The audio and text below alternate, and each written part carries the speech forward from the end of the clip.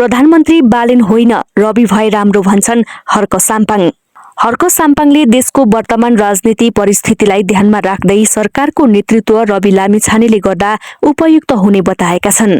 आइतबार सामाजिक सञ्जाल फेसबुक मार्फत आफ्नो धारणा सार्वजनिक गर्दै उनले जनताले दिएको मतको सम्मान गर्नुपर्ने भए पनि संसदमा स्पष्ट रूपमा बोल्न सक्ने र जवाफ दिन सक्ने नेतृत्व अहिले आवश्यक रहेको बताएका छन्।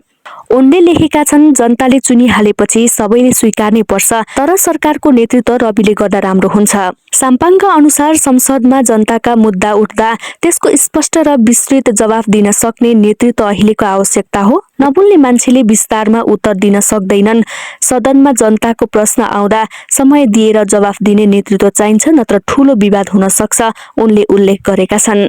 उनको यो अभिव्यक्तिलाई कतिपयले बालेन शाहतर्फ संकेत गरेको रूपमा पनि व्याख्या गरेका छन्। साम्पाङले संसदमा सक्रिय रूपमा उपस्थित भएर जनताका प्रश्नको सामना गर्न सक्ने नेतृत्व आवश्यक रहेको धारणा व्यक्त गरेका छन्।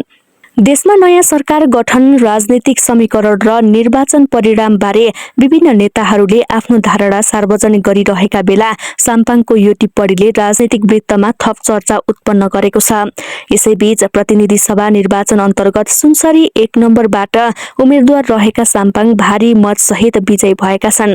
उनले राष्ट्रिय स्वतन्त्र पार्टीकी उम्मेद्वार गोमा तामाङलाई भारी मतान्तरले पराजित गर्दै विजय हासिल गरेका हुन्। धरान उपमहानगरपालिकाका मेयर समेत रहेका साम्पाङ पछिल्ला वर्षहरूमा वैकल्पिक राजनीतिक धारका नेताका रूपमा पनि चिनिन्छन्। सामाजिक अभियन्ताबाट राजनीतिमा आएका उनले श्रम, नागरिक सहभागिता र वैकल्पिक राजनीतिक संस्कृतिको विषयलाई निरन्तर उठान गर्दै आएका छन्। देशमा नयाँ राजनीतिक शक्ति र नेतृत्वको आवश्यकता सम्बन्धी बहस गरिरहेका बेला साम्पाङको यो अभिव्यक्तिले थप राजनीतिक बहस पनि सिर्जना गरेको छ।